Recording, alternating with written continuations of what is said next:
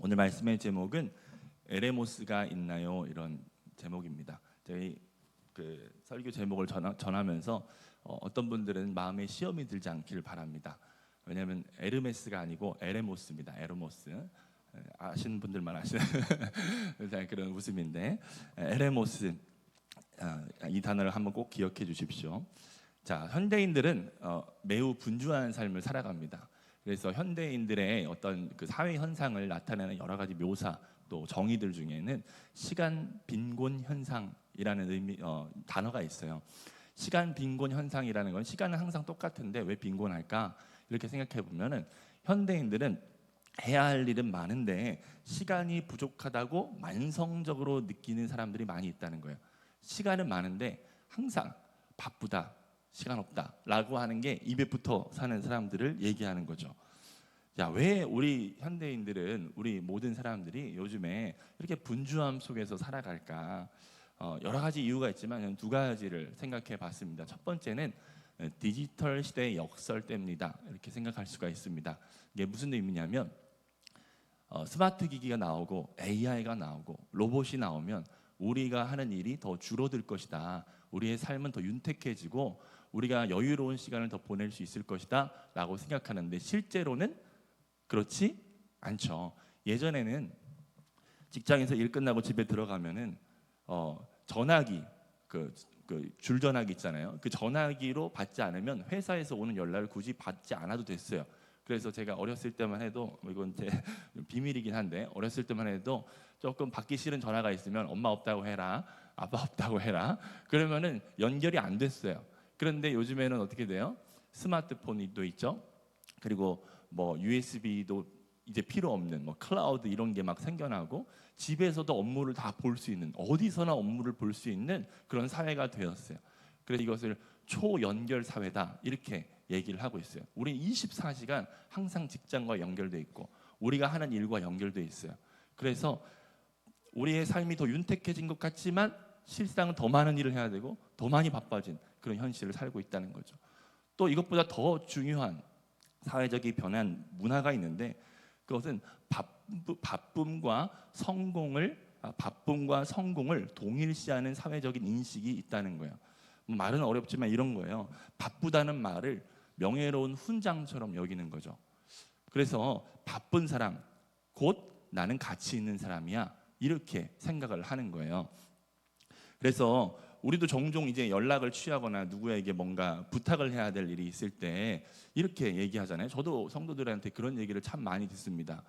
목사님 바쁘시죠? 목사님 바쁘시죠? 이렇게 물어봐요. 이 말인즉슨 당신은 참으로 가치 있는 사람이고 유능한 사람인데 제가 하는 부탁을 좀 들어줄 수 있을까요?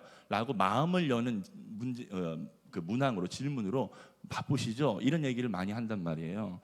그러니까 이 말인즉슨 상대방을 칭찬하고 높여주면서 대화의 문을 열고자 하는 거예요. 그러니까 바쁘다는 게 굉장히 당신은 유능한 사람입니다, 가치 있는 사람입니다 라고 하는 것을 은근히 그렇게 조장하고 있다는 거죠. 이 휴스턴 대학교의 사회복지학 교수인 브레네 브라운이라고 하는 분은 이런 얘기를 했어요. 우리는 바쁘게만 살면 삶의 진실이 우리를 따라잡지 못할 것이라는 생각에 사로잡힌 문화 속에 살고 있습니다 라고 하는 거예요. 언젠가는 우리의 삶의 진실, 우리가 어떻게 살아야 가치 있고 어떻게 살아야 행복하고 또 그리스도인으로서 어떻게 살아야 하나님의 뜻대로 살 수 있는지, 그 진실이 있는데 그냥 바쁘게만 살면 이 진실이 나를 쫓아오지 못할 것이라고. 근데 바쁘게 살 수 있는 30대 40대는 그걸 못 느끼겠지만 50대 60대 점점 시간이 속도가 느려지는, 내가 에너지가 떨어지고 하는 그 시간이 오면은 그 진실이 나를 마주하면서 내 삶을 뒤돌아보니까 나는 아무것도 한 게 없네, 나는 지금까지 뭘 했을까? 라고 하는 고민에 빠지게 된다는 것이죠. 성경은 말씀하고 있어요. 로마서 12장 2절 같이 읽겠습니다. 시작. 너희는 이 세대를 본받지 말고 오직 마음을 새롭게 함으로 변화를 받아 하나님의 선하시고 기뻐하시고 온전하신 뜻이 무엇인지 분별하도록 하라. 그러면 이 세대의 풍토는요, 우리를 끊임없이 바쁘고 분주하게 만들어요. 그런데 주님은 뭐라고 말씀하시죠? 이 세대를 본받지 말라라고 말씀하세요. 바쁜 게 훈장처럼 여겨지는 이 세대를 본받지 말라라고 하세요. 그리고 하나님의 선하시고 기뻐하시고 온전하신 뜻이 무엇인지를 분별하라라고 말씀하고 계십니다. 그러면 우리는 이렇게 중요한 것을 하느라고 소중한 것을 놓치게 되고 소중한 것을 하지 못하도록 막는 이 악한 세대의 문화 속에서 우리는 어떻게 살아가야 될까? 예수님은 우리에게 본이 되어 주십니다. 그래서 오늘 본문을 통해서 이런 세 가지를 살펴보기를 원해요. 예수님은 언제 에레모스로 가셨는가? 에레모스는 왜 중요한가? 어떻게 에레모스를 빼앗기지 않을 수 있을까? 이러한 세 가지 내용으로 한번 살펴보도록 하겠습니다. 오늘 본문 말씀 15절과 16절을 한번 더 읽어보도록 하겠습니다. 시작. 예수의 소문이 더욱 퍼짐에 수많은 무리가 말씀도 듣고 자기 병도 고침을 받고자 하여 모여오되 예수는 물러가사 한적한 곳에서 기도하시니라. 자, 오늘 본문의 시작은 이렇게 시작합니다. 예수의 소문이 더욱 퍼짐에. 자, 여기서 말하는 소문은요, 안 좋은 소문이 아니에요. 굉장히 좋은 소문입니다. 사람들이 몰려옵니다. 예수님께서 이 땅 가운데 오신 목적대로 전도하고 치유하고 가르치고 전파하는 일들을 가만히 앉아서도 할 수 있도록 사람들이 막 몰려오기 시작하는 거예요. 그 몰려오는 사람들 가운데 그들이 원하는 것은 수많은 무리가 말씀을 듣기를 원합니다. 얼마나 좋습니까? 말씀 듣기 원하여서 수많은 사람들이 와요. 병 고침 받기 위해서 수많은 사람들이 와요. 예수님의 그 긍휼하심과 그 치유의 능력을 아는 사람들, 그 예수님의 목적대로 예수님께서 육신을 입고 이 땅에 오신 그 목적을 이루기 위해서 사람들이 몰려오는 거예요. 그런데 16절에 예수님은 물러가서 한적한 곳으로 가서 기도하셨다라고 얘기를 하고 있습니다. 여러분, 우리 가운데에는 물 들어올 때 노져라 이런 얘기가 있잖아요. 근데 예수님은 물 들어오고 있는데 노를 빼고 있어요. 근데 이상하지 않습니까? 찾아가지 않아도 사람들이 몰려오는데 더 사역할 수 있는데 왜 한적한 곳으로 예수님 가셨을까? 현대인들의 삶에 비춰본다면은 사업하는 사람들의 입장에서는 매출이 막 쭉쭉쭉 오르는 거예요. 너무 잘 돼요. 가만히 앉아 있어도 막 돈이 막 들어와요. 그러니까 회사에서 일 끝나고도 집에 와가지고도 계속 컴퓨터 쳐다보면서 일하고 있는 거죠. 돈 들어오는 게 너무 재밌으니까, 돈 버는 게 너무 즐거우니까. 이런 거예요. 예수님은 잘 나가실 때 한적한 곳에 가셨어요. 예수님은 인기가 높아지실 때 성공하는 것 같은 성공감, 그런 달콤함의 유혹이 있을 때 예수님께서는 일부러 한적한 곳으로 가셨어요. 여기서 한적한 곳으로 번역된 헬라어가 오늘 말씀의 제목인 에레모스입니다. 에레모스. 한적한 곳 에레모스. 한적한 곳이라고 번역된 이 헬라어 에레모스는 광야, 빈들, 한적한 곳, 외딴 곳, 사람이 거주하지 않는 황무지라는 의미가 있어요. 이 에레모스에 대해서 미국의 심리학 박사이면서 목사님이신 빌 골티에르라고 하는 분이 있는데 그분이 이런 말을 했습니다. 예수님의 고독과 침묵의 우선순위는 복음서 곳곳에 있다. 그것은 그분이 사역을 시작하신 방식이었고 중요한 결정을 내리신 방식이었고 슬픔과 같은 힘든 감정을 다루신 방식이었고 끊임없는 사역의 요구를 감당하며 영혼을 돌보신 방식이었으며 십자가 죽음을 준비하신 방식이었다. 이렇게 얘기를 합니다. 그러면서 빌 골티라고 하는 목사님은 9가지를 복음서에서 찾아서 예수님은 언제 한적한 곳에 가셨는가를 정리해 봤어요. 그래서 제가 표를 띄워드릴 텐데, 자, 첫 번째, 광야에서 사역을 시작하실 때, 공생의 사역을 시작하실 때 40일 동안 이 에레모스, 이 광야로 나아가셨죠. 두 번째, 지친 사역 후에 그 다음 날 이른 아침에 날이 밝기 전에 한적한 곳에 가서 하루의 사역을 시작하기 전에 기도하셨습니다. 그리고 바쁜 군중 속에서도 자주 무리가 몰려와서, 오늘 본문이죠, 물러나셨죠. 산상수훈의 전날 밤 그 놀라운 메시지를 전하시기 전에 밤새 기도하시면서 제자를 부르시기도 했습니다. 세례요한의 죽음 후에 슬픔의 감정이 있을 그때에 배를 타고 한적한 곳으로 가셨습니다. 제자들의 귀환 후 제자들의 승전보를 들고 우리가 예수님의 이름으로 전하면 막 귀신들이 막 나가 떨어지더이다 이런 승전보를 가지고 왔을 때, 그리고 5,000명을 먹이시는 그 큰 이적을 보이실 때 그 사이에 쉴 틈 없는 상황에서 제자들에게 쉬라고 얘기했어요. 5,000명 먹이신 후에 베드로가 물 위를 걷기 전에 그리고 저녁까지 홀로 산에서 기도하셨죠. 많은 치유 후에 4,000명 먹이기 전에 산에 올라 앉으셨어요.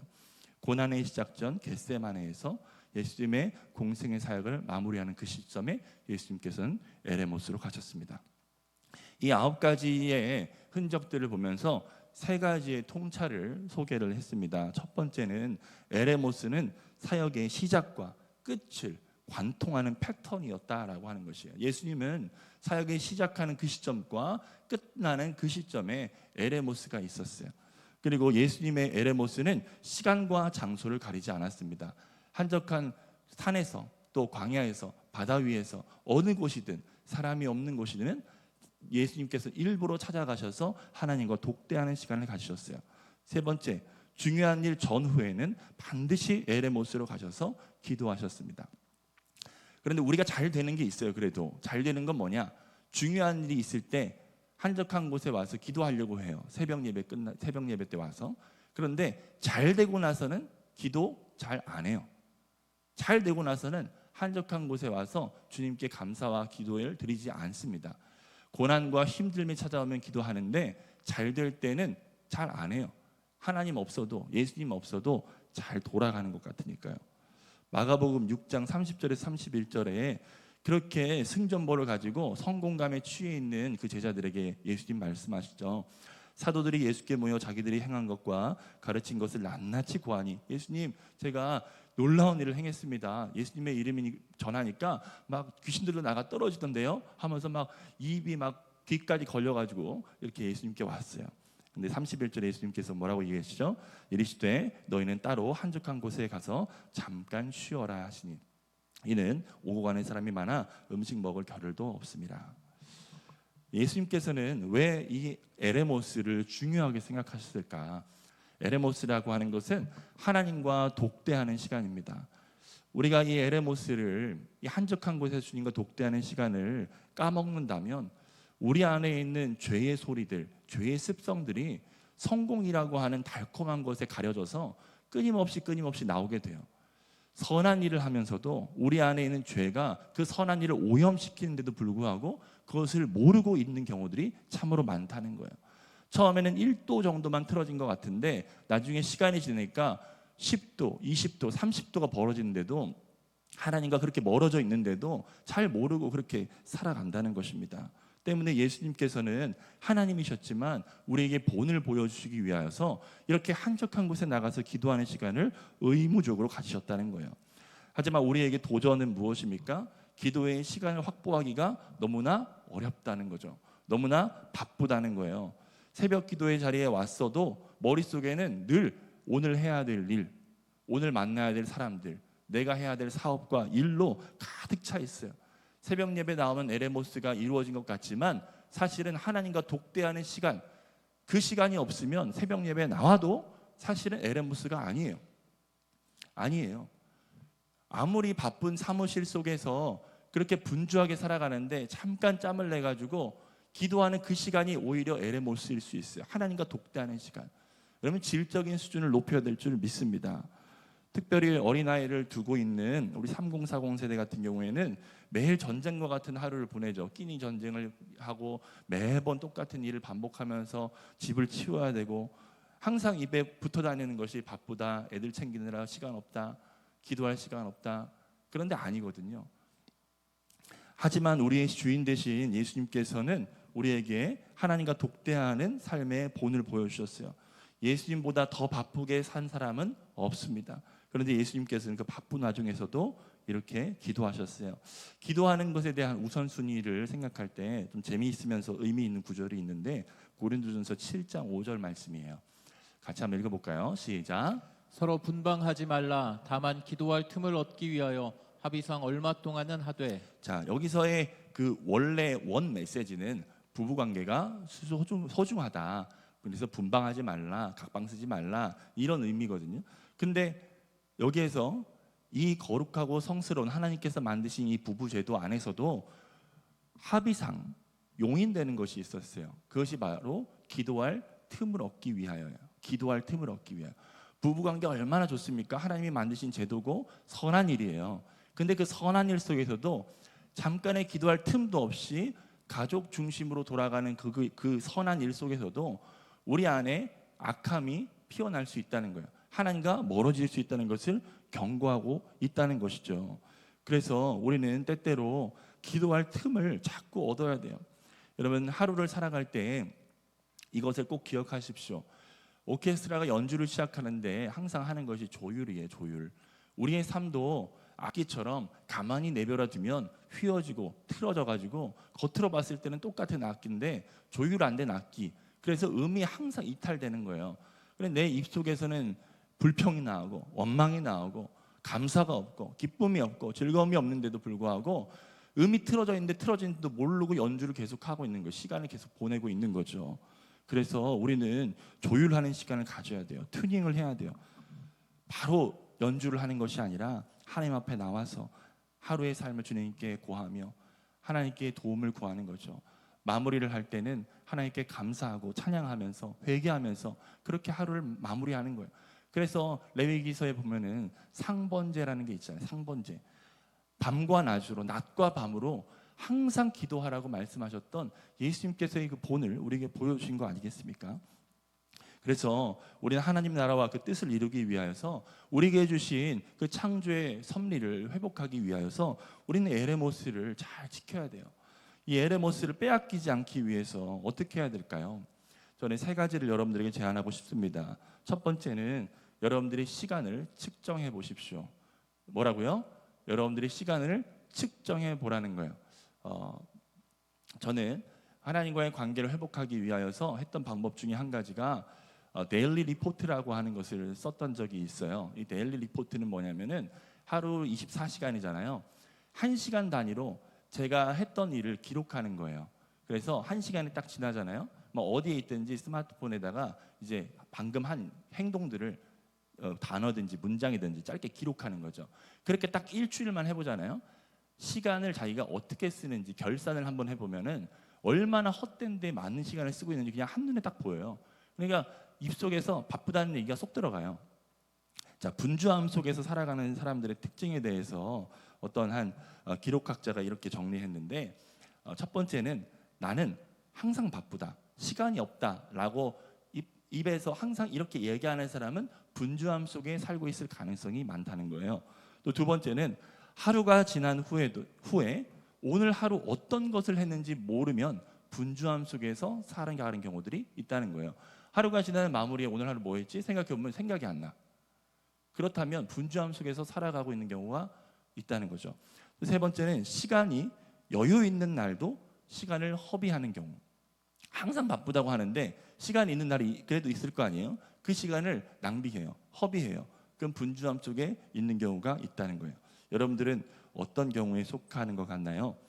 기독교 칼럼니스트인 브램렛이라고 하는 분은 기도할 시간이 없을 정도로 바쁘다면 그것은 너무 바쁜 것입니다. 이렇게 얘기하고 있어요. 바쁜 거 좋죠. 근데 너무 바쁘면 안 돼요. 너무 바쁘면 안 돼요. 바쁜 거 우리가 하나님께 주신 사명을 위해서 열심히 살아가야 되는 거 많습니다. 근데 기도할 틈도 없이 바쁘다면 그건 한번 생각을 해봐야 된다는 거예요. 그래서 성도들에게 저에게 목사님 바쁘시죠? 목사님 바쁘시죠? 하면 항상 그런 건 아닌데 제가 일부러 그렇게 얘기해요. 저 안 바쁜데요? 저 안 바쁜데요? 이렇게 얘기를 해요. 왜냐하면 성도들이 와서 신방을 하고 싶어도 맨날 목사님은 항상 바빠 보여. 그러니까 내 얘기를 들어줄 시간이 없을 거야. 이런 이미지로 보여지기 싫어서 그렇게 안 바쁜데요? 안 바쁜데요? 일부러 그렇게 얘기를 하는 편입니다. 시간 관리는 곧 영성 관리입니다. 영성 관리는 곧 시간 관리예요. 그래서 여러분들이 시간을 어떻게 관리하고 그 시간 속에서 하나님과 어떻게 독대하는지가 굉장히 중요한 것입니다. 두 번째는 주어진 시간에 집중하여서 기도하라는 거예요. 뭐라고요? 주어진 시간에 집중하여서 기도하라는 거. 분리된 시간과 공간을 확보하는 거 중요해요. 그런데 그 시간과 공간을 작정해도 기도는 어디에서 이루어지냐? 우리의 마음에서 이루어지는 일이거든요. 그렇기 때문에 집중하지 않으면 1시간, 2시간 기도해도 질적인 수준이 떨어질 수밖에 없어요. 여러분들이 새벽 예배 끝나고 10분, 15분 정도 기도하는 시간 얼마나 귀합니까? 그 시간에 집중해서 기도해 보십시오. 집중해서. 그런데 저도 이제 읽었던 책 중에서 도파민에 대한 이야기가 있었어요. 도파민. 그래서 현대인들은 도파민에 중독도 있다라는 얘기를 해요. 도둑맞은 집중력이라고 하는 요한 할이라고 하는 분이 쓴 책인데 거기에 이제 전환 비용이라는 얘기가 나와요. 전환 비용. 그러니까 우리가 잠깐 연락이 와가지고 카톡 한번 확인하고 뭐 메시지 한번 확인하고 아주 뭐 짧은 시간이잖아요. 뭐 30초 뭐 이 정도 시간에 잠깐 보고 기도해야지, 잠깐 보고 말씀 봐야지, 묵상해야지 이렇게 하는데 이 전환하는 거 있잖아요. 우리 머리는 멀티태스킹이 안 돼가지고 이 전환하는 데에 상당한 비용이 든다는 거예요. 잠깐 보고 잠깐 왔는데 집중이 안 돼. 근데 사람들이 끊임없이 이 전환 상황에 자꾸 놓이니까 집중력이 뚝뚝뚝뚝뚝 떨어진다고 얘기를 해요. 저도 사실 스마트폰을 잘 관리하고 한다고 했지만 항상 넘어지는 거예요. 이거 어떻게 할 수가 없는 거예요. 그래서 최근에 쿠팡에서 스마트폰 감옥이라고 하는 기계를 샀어요. 그래서 집에 들어가면 스마트폰을 거기 넣어놓고 잠자기 전 시간까지 한 3시간, 4시간 이렇게 맞춰놔요. 그때까지 무슨 일이 있어도 그걸 못 열어요. 아무도 못 열어요. 시간이 지나야만 열 수 있어요. 추천드립니다. 해보니까 괜찮더라고요. 스마트폰을 여러분 정복하시면 안 되면 여러분 그런 방식으로라도 스마트폰을 여러분들이 미디어를 절제해야 됩니다. 왜냐하면 그 시간만큼만 빼앗기는 것이 아니라 전환 비용까지 더블로 들어와가지고 사실은 우리의 집중력이 24시간 동안 항상 떨어져 있는 거예요. 그래서 하나님을 만나는 시간에 이 기도의 자리에 왔는데도 불구하고 스마트폰을 자꾸 들여다보고 하고 있는 거죠. 집중력이 떨어지는 거예요. 그래서 긴 글을 읽는데도 긴 글을 읽는데 집중이 안 돼요. 성경은 다 긴 글인데 긴 글을 읽어도 앞에서 무슨 얘기했지? 앞에서 무슨 얘기했지? 자꾸 이런 현상들이 발생하는 거죠. 여러분 집중력을 회복하시길 바랍니다. 세 번째는 마음에 하나님을 최우선으로 두라는 거예요. 뭐라고요? 마음에 하나님을 최우선으로 두라는 거. 기도는요, 시간을 다투는 일이지만 사실은 마음을 다투는 내적인 싸움입니다. 우리 안에 육체는 이렇게 말해요. 기도해봐야 뭐하냐? 어차피 일은 네가 하는 거 아니냐? 좀 여유 있을 때 기도하면 되지. 이렇게 바쁜데 무슨 기도야? 라고 아주 설득력 있게 얘기합니다. 여러분 내면에 이런 합리적이고 설득력 있는 사람의 이야기를 여러분들 꼭 들으셨을 거예요. 오늘 새벽에도 들으셨을 거예요. 새벽에 나오려고 하는데 날이 너무 추운데 머릿속에 자동적으로 생각이 들죠. 오늘은 좀 쉴까? 오늘은 그만 나갈까? 라고 하는 육체의 소리를 끌어내고 성령의 음성, 그래도 기도하러 나와야지, 그래도 기도하러 나와야지 라고 하는 성령의 음성에 집중하시길 바랍니다. 여러분들 하나님께서는 우리의 마음 중심을 보신대요. 여러분 마음 가운데 역으로 새벽 기도의 자리에 나와서도 마음 중심에 머릿속에는 항상 오늘 해야 될 일로 가득 차 있다면 여러분들 마음에 하나님의 우선순위 두지 않은 거예요. 하나님은 항상 차선이에요. 하나님을 최우선으로 두면 하나님께서 기뻐하시고 하나님께서 오늘 하루를 풍성하게 이끌어 가실 줄 믿습니다. 오늘 결론의 말씀으로 시편 34편 10절의 말씀을 같이 읽도록 하겠습니다. 시작. 젊은 사자는 궁핍하여 줄일지라도 여호와를 찾는 모든 좋은 것에 부족함이 없으리로다. 네, 말씀을 한번 띄워주십시오. 지금 대꾸법을 쓰고 있어요. 젊은 사자 얼마나 이미지가 강해요. 사자인데 젊기까지 해. 그러니까 자기가 하고 싶은 대로 다 할 수 있어요. 내가 하나님 없어도 그냥 내 힘으로, 내 지혜로, 내 관계, 네트워크로, 내가 가진 돈으로 다 할 수 있다고 생각해요. 근데 젊은 사자는 뭐래요? 궁핍하여 줄일 수 있대요. 하나님께서 그런 자에게도 은혜 베푸시고 도와주셨기 때문에 그가 그렇게 할 수 있었던 것이지, 하나님께서 막으시면 아무도 그에게 공급할 수 없어요. 그런데 젊은 사자가 아니라 아주 연약하고 힘없고 능력 없고 지혜 없는 사람이라도 여호와를 찾는 자는 젊은 사자보다도 유능합니다. 여호와를 찾는 자는 모든 좋은 것에 부족함이 없다라고 얘기를 하시는 거예요. 여러분 나약하다고 생각하십니까? 기도하는 사람이 가장 강합니다. 기도하는 사람이 가장 유능합니다. 기도하는 사람이 가장 지혜롭습니다. 여러분 기도하시기 바랍니다. 에레모스로 나아가시기 바랍니다. 여러분에게 에레모스가 있습니까? 분주한 삶 속에서도 하나님과 친밀한 교제를 잃어버리지 않고 살고 있는 균형감이 여러분들에게 있습니까? 하나님을 의지하시기 바랍니다. 기도의 절대적인 우선순위를 놓치지 않으시기를 바랍니다. 잘 될 때 더 기도하십시오. 일이 시작되기 전에 기도하시고 일이 잘 된 후에도 기도하시고 일이 잘 안 됐어도 기도하십시오. 정기적으로 주님과 교제하면서 우리가 하나의 주님께서 주신 악기라면 그 악기의 음이 이탈되지 않도록 하나님께서 나를 지으신 그 창조의 목적대로 우리의 삶을 통해서 아름다운 찬양이 예배가 흘러나올 수 있도록 항상 주 앞에서 조율하시고 하루의 삶을 시작하시기를 축복합니다.